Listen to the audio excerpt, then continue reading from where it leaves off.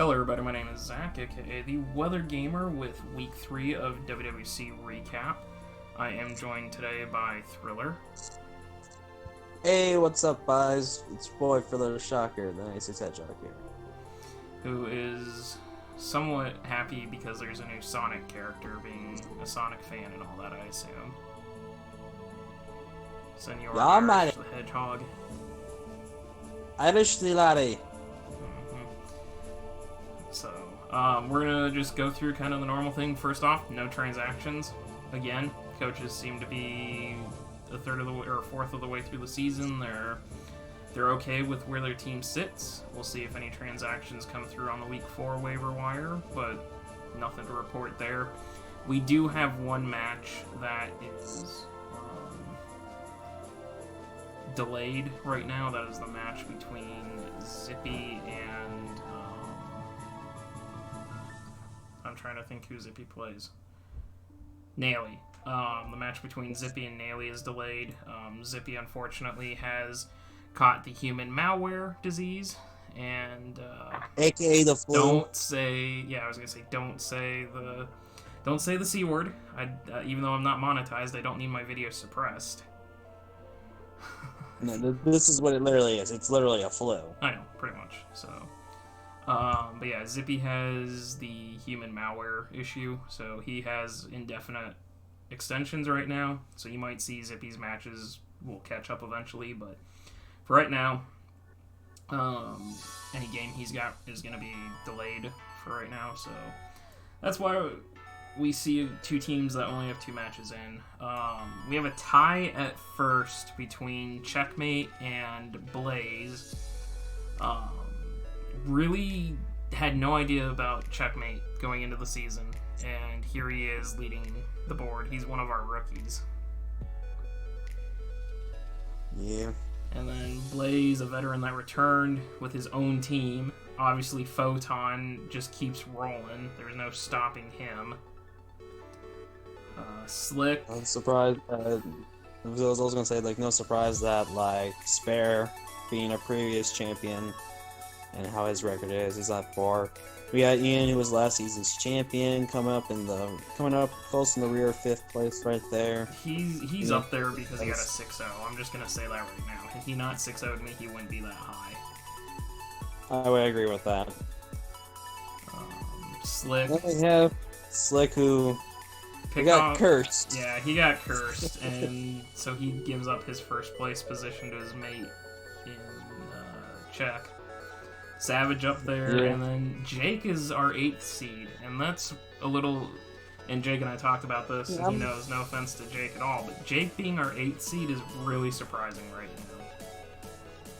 Yeah, Jake's a decent player. He sometimes will probably make the misplay of probably not making the correct move when he probably should have, and it sometimes costs him, but sometimes he pulls back and wins. But yeah, Jake's not bad about it. He just sometimes makes questionable plays. Jake, you and I would say, are all about the same skill set, and it's just surprising to see him in 8, considering there are people that I qualify as better battlers than the three of us, including seeing two of the biggest surprises in Naily at 17 and Matt at 18.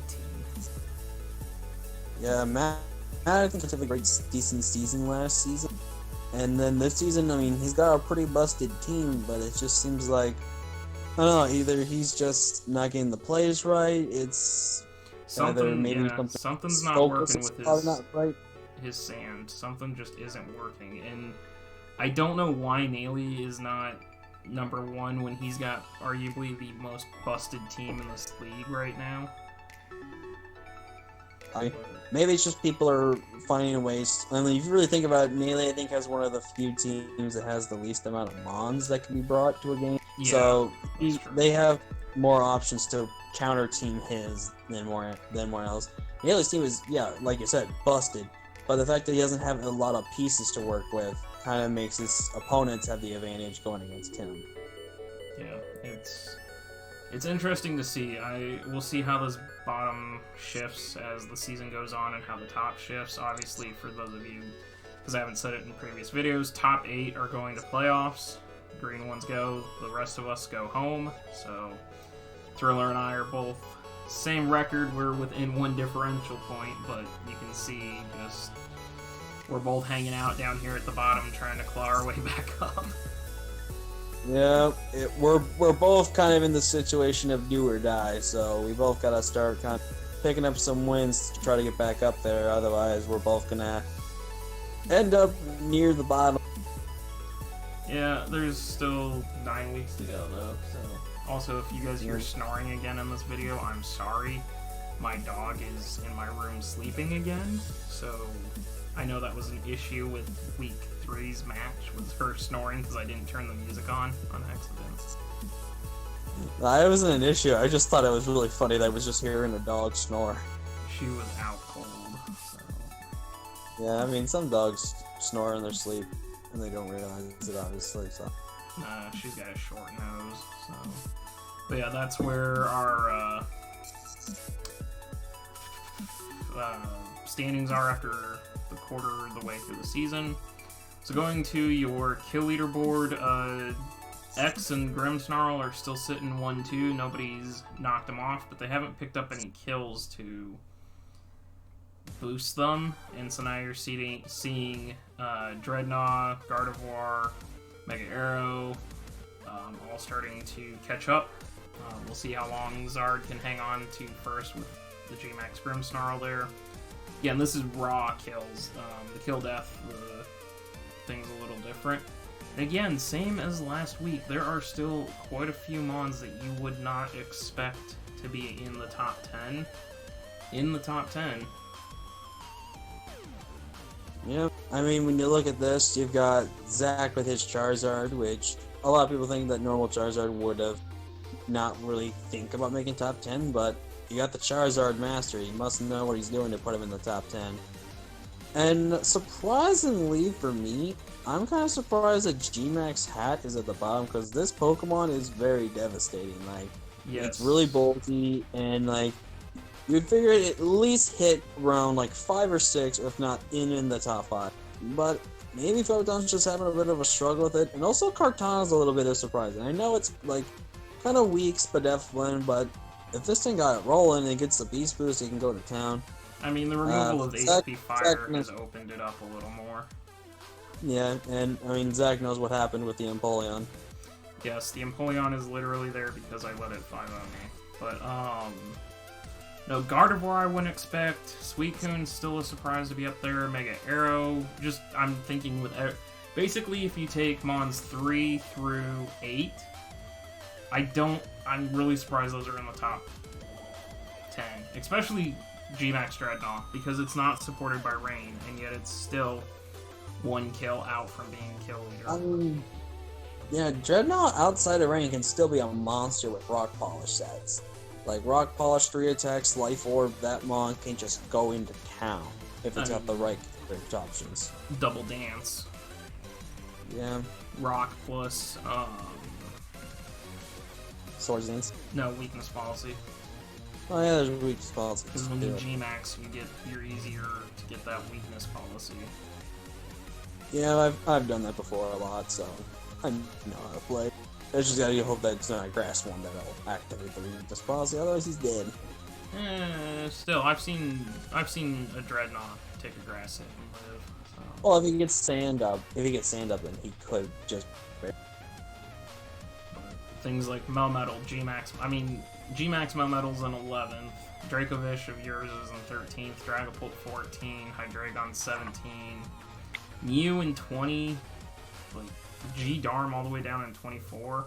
Those are Mons that you really, I would have thought those would be top 10 Mons this season. Kyurem Black, 45. It's honestly surprising. Again, early season, but this is shaping up to be another wild top 10 for WWC. Yeah.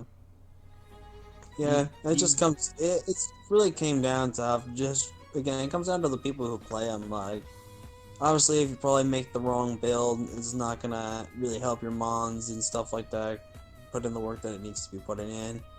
And it also just goes into the mindset of the matchup. Like, if your mindset isn't focused as much, or you can't make you just end up making the wrong play. Your mindset goes into a different tournament events, and it kind of steers you away to how you really want to. You play in your matchup with your Mon.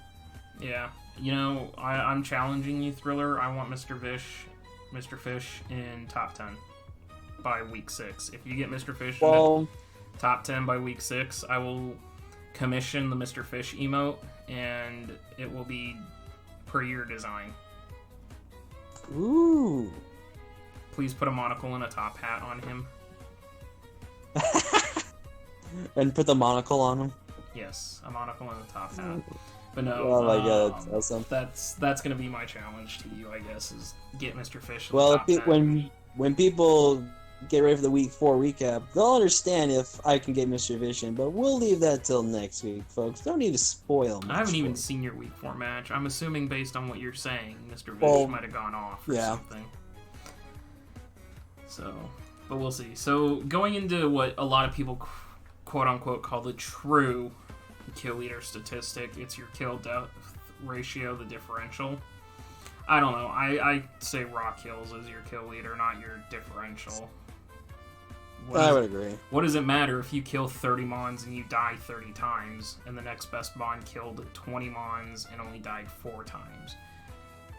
The Mon that killed 30 Mons is still your kill leader. So, but with that, you see Grimmsnarl switches to number 1, Charizard drops to 3. Then it gets really bulky and messy. A lot of Mons tied at +4. Yeah. But, hey, Charizard's still in the top 10. I'll take it. I've got 1 Mon on Oh, it's funny. He's in the same position. I know. 7. Yep. Right behind him with his Empoleon friend. So, I know Mew's gonna skyrocket probably here by the end of the season once Ian gets rolling with it. So, but that is your kill-death ratio. The most times killed is another stat that we looked at last week, and people seem to like looking at that. I think it's just, I don't know. Is it interesting to see the Mons that have died the most times? Sure. I feel like for people, like, they're probably wondering, like, exactly what went wrong, why is it this happening, what's going on, like, there shouldn't be a Mon that should be dead as many times. I think that's what people are like, because they just want to probably give, like, the playful kind of, like, roasting of, like the, oh, you suck, dude. But yeah, I mean, it also depends on usage. I mean, I've used Steel in the past. I don't think it's a top 10 Mon in draft. I mean, if you catch someone off guard with the Autotomize set, okay, that's pretty good. But you're not gonna catch everyone every week with a Steela. It's pretty easy to deal with, in my opinion, which is why I haven't drafted it since. So it makes sense that it's dying a lot. Your Grimmsnarl's a little weird. I will say I'm surprised your Grimmsnarl's in here. Kyurem Black, I'm not really surprised about. Yeah, after the week 1 mishap. Well, it's not just that. Like, Kyurem Black is one of those Mons you would expect it to be on the death side, because Kyurem Black a lot of times, same with something like Megalodios, same with something like Necrozma. Those are Mons that function as either an early game breaker or a late game cleaner. And so it just depends how the coach is using it. If the coach is using it as an early game breaker, it's going to rack up a lot of kills early game, then die, and then the sweeper will come in and finish it off. So that's why some of those massive threats make a lot of sense to me. Like Primarina, I use Primarina a lot as an early game breaker. I use it to chip a lot of things down to begin the game, and then it goes down, and then Charizard, for example, week 2, Charizard came in after Primarina weakened everything down. Charizard came in and cleaned up. It could have been reversed. Charizard could have come in, wiped out beat down a whole beginning, put a bunch of his Mons down to nothing, and then if I had brought Specs Primarina could have come in and just gone bye-bye to everything. Yep. So those aren't surprising. To me, Grimmsnarl is a little surprising because Grimmsnarl tends to be one of those Mons that favors being a late game sweeper. So I wouldn't expect it to. So the thing with Grimmsnarl is that, and if some people don't know, Grimmsnarl has a lot of usage as a utility Pokemon with things like Screens, Thunder Wave, Trick. There are the more offensive variants of like Bulk Up, maybe Choice Band and stuff like that. Bulk up Rest And Talk. sometimes with Grims, yeah, there's the MV sets, and there's also like Nasty Plot sets, which I have run. But I feel like it's one of those things where the Gmax is probably better than the original, if I'm being completely Oh, honest. you're not wrong at all. Gmax Grimmsnarl is so much better. Yeah, that's why, like, when you see mons like Lapras, people hype up Lapras because of its Gmax, because its Gmax is just so good for the fact that it sets a Veil, and is a really good offensive Pokemon with weakness policy as well with it. But, like, Grimmsnarl by itself is still a relatively good Pokemon. It's just, like, a lot of people have seemed to... It just depends on how you build it, and it seems like I've just made it play the utility role, which is not a bad thing for it, which means it's probably going to be bound to get a lot of kills if it's... bound to be killed a lot if it's played utility. And it just really comes down to how I just saw the matchup. Like, for some instances, I saw, like, in Week 1 versus Ian, I primarily dedicated to be a Screens user, and to be a little offensive, but basically just to keep Screens up. Well, yeah, that's because Mr. Vish had a great matchup versus Ian, so... Yeah. So, at times, it seems I just make it more of utility. Honest, with Week 2, I got bodied back by a hat, so I didn't get to really try to... And plus, I took off a move that I shouldn't have. But, it happened, but... Yeah, Grim, I think, can still just be really good. It's just going to come down to whether I can find the right matches to either be a setup threat or just keep it used as utility to help out the... It'd just be really good if this thing got access to Will-O-Wisp. Yeah, that's the one thing it doesn't have. Yeah. Yeah, Will-O-Wisp, it's freaking fantastic.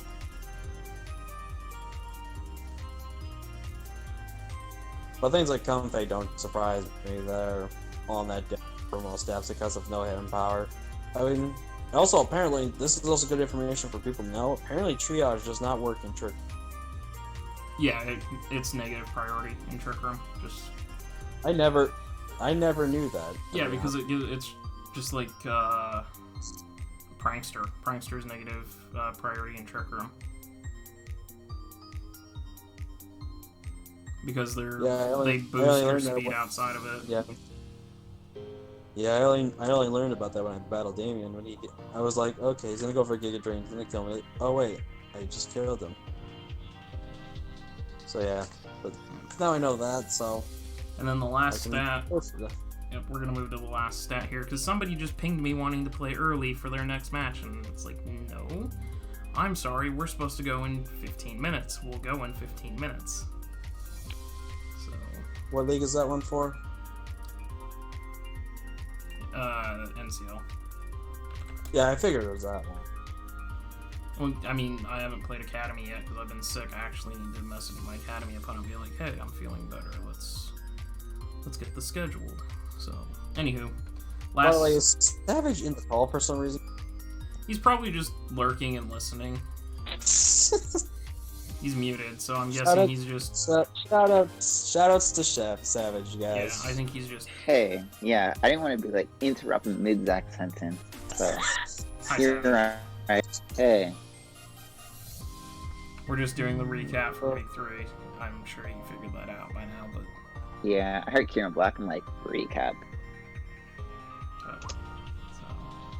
The last stat that I'm throwing up here is just the most brought. I mean, you're not really going to be surprised by these stats at all, so...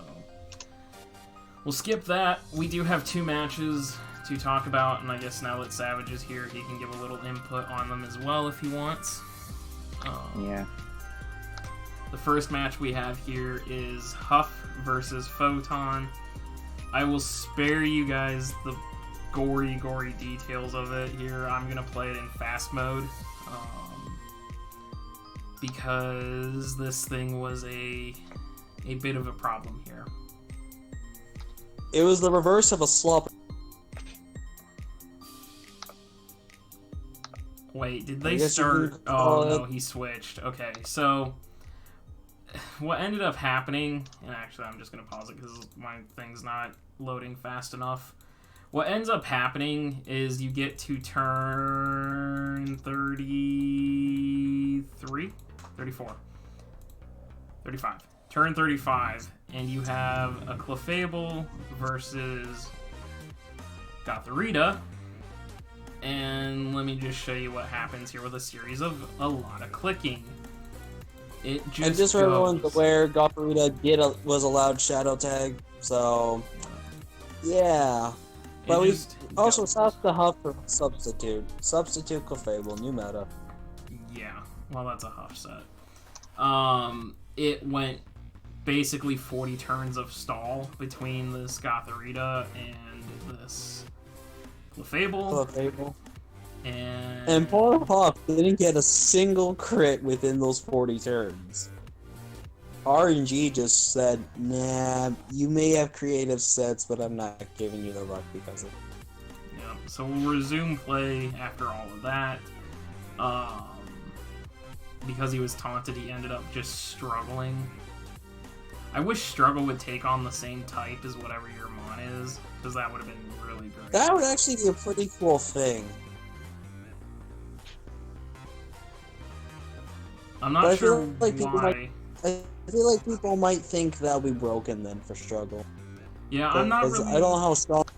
Because I don't know how strong Struggle is on base power.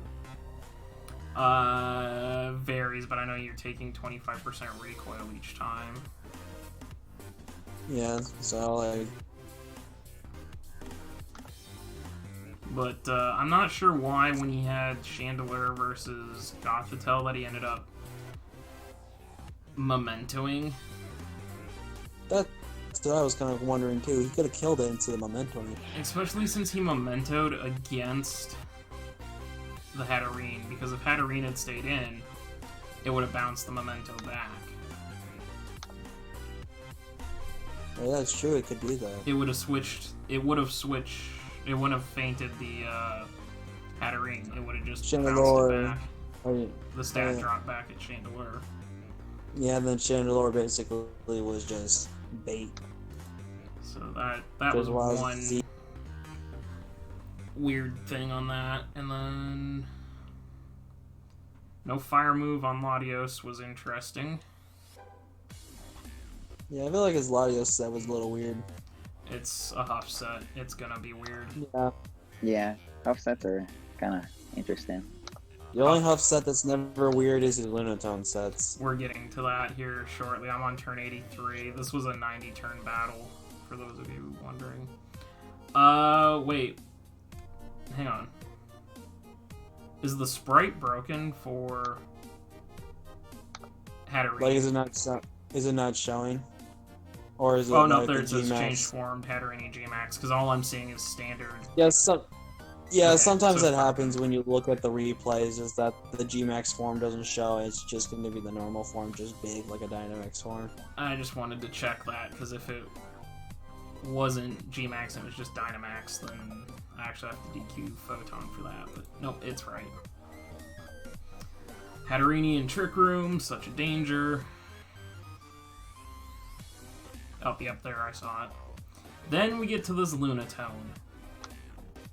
And unfortunately, Lunatone took too much damage.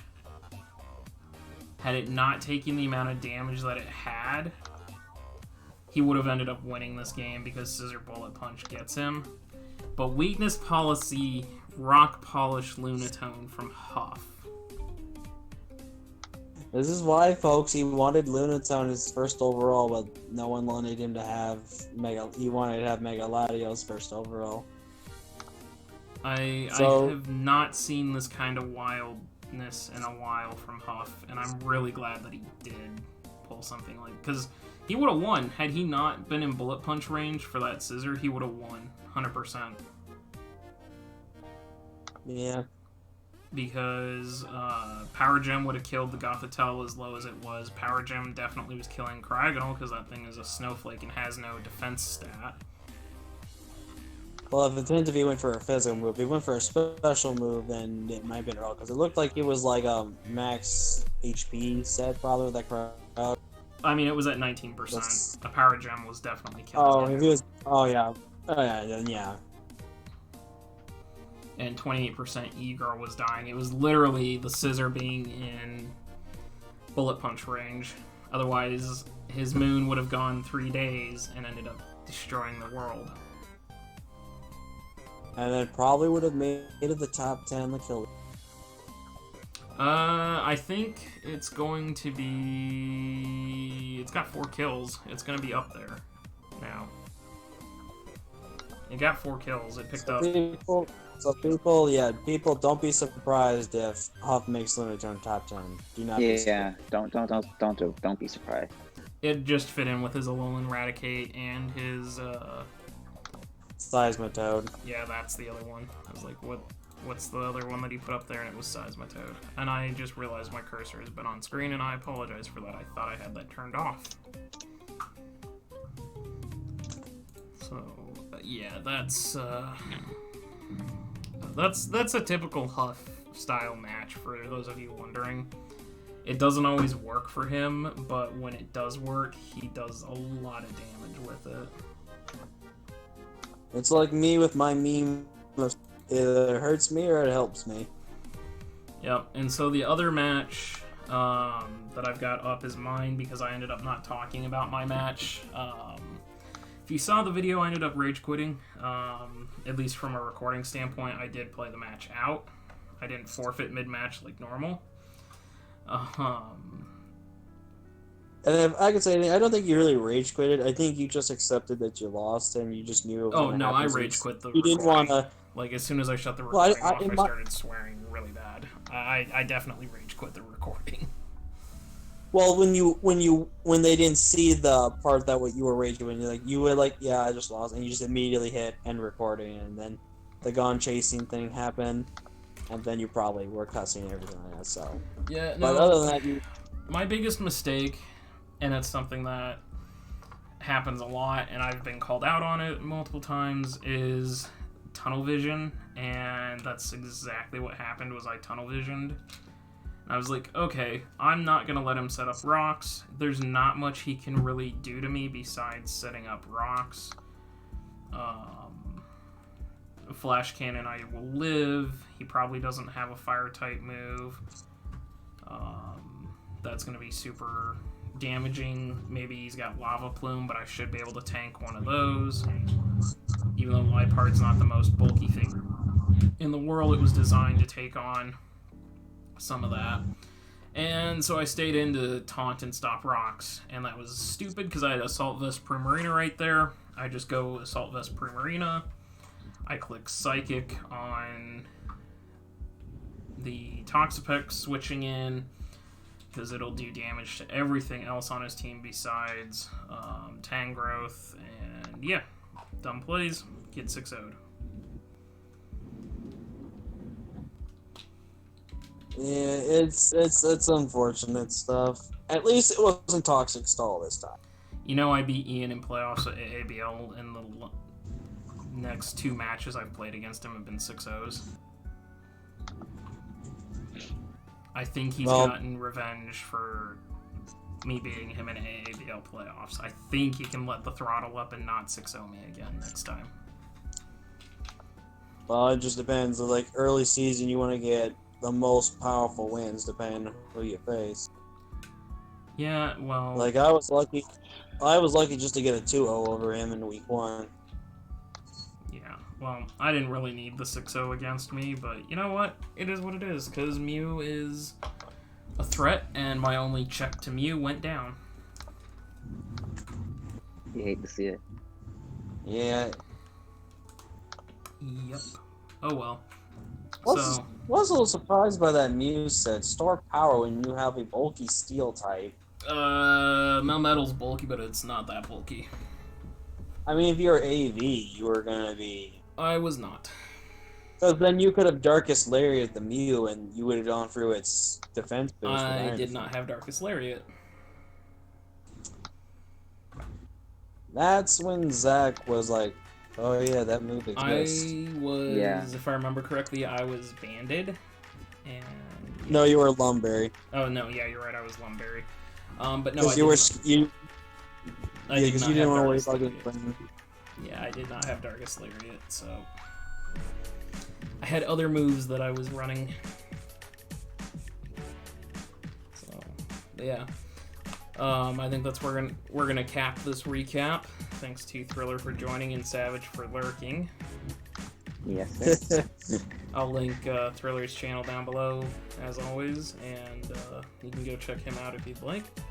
He's got his other leagues going on, as well as the WWC, plus, I can't remember what other thing you've got uploading. I think there's something else, but I can't remember. RBL, GADL, and RGBL, they all finished because I couldn't make the playoffs in one of them.